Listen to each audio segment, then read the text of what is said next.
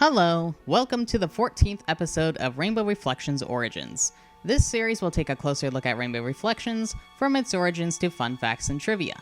In this episode, we're going to take a closer look at the original plots I had for the series. The first version saw that the characters were young adults, already somewhat established in their lives. There was sometimes a magic school, and sometimes I wanted to be purely traveling around a broad world, but in the end, the magic school hung around. More on that in the next episode.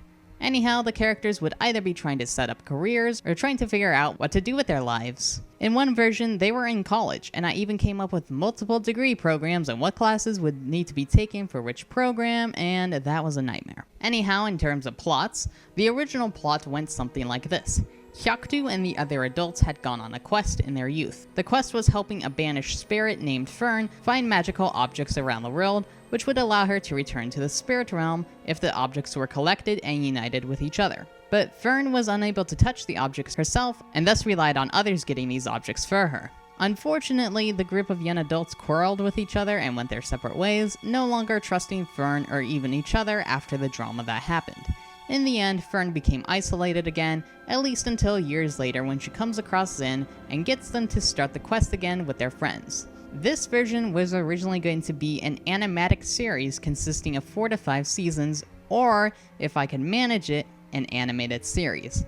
I was even considering pitching it after animating one full episode to see if I could get an animation team or studio to help out. I just saw the story as a very visual cartoon, so I thought this would be the perfect format. I'm glad I didn't go that route though, as I have no desire to animate and no idea how to pitch something. I also didn't want my characters changed or scrapped by getting a whole studio involved, so in the end, I just wanted to do things my way, basically. I also saw lots of errors with the original story and it just wasn't working out in so many ways and it just didn't feel right.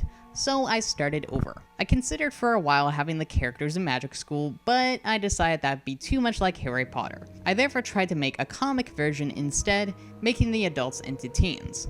In this comic, we start with a prologue focused on Jabali. He has plenty of businesses, and his wife divorces him out of anger for him spending too much time away from home. Then, all of a sudden, a stranger thrusts a baby at him and runs off. These 4 pages of the prologue are the only thing I got done for the comic version and never got posted, as comics are not my thing and destroy my inspiration faster than even animating, which is saying something. Anyway, in this version, the story was going to be centered on the orphans at Jabali's orphanage that he had started up. These kids were namely Ren, Zin, Sarala, and C3.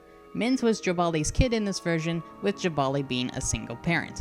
The story would center on the kids as they go explore the world, looking for either their blood relatives or otherwise a family that would take them in. The comic didn't get far, so I decided to do a book instead. It'd take a lot less time than an animation or comic would, and writing and editing are 2 things I know quite well. I didn't care for this orphanage idea, mostly because I wanted to establish a bond between Hyaktu and the twins from the start. I therefore kept this as a backup idea and went back to the magic school idea, Harry Potter similarities or not.